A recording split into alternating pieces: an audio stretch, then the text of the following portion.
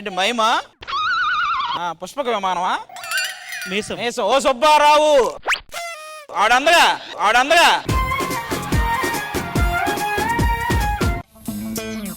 నేనున్నాను. ఏంట్రా భరతనాట్యమా? 16 ఏళ్ళ ఉందా? సినిమాలే పువ్వా 16 ఏళ్ళ సినిమానే కదా. 3, 2, 1 and time up. మేం గెలవడానికి ఆడట్లా, మా టీం ట్రోల్ చేసుకోవడానికి ఆడుతున్నాం. ఫస్ట్ సాంగ్ ఏంటో విందాము. మ్యూజిక్.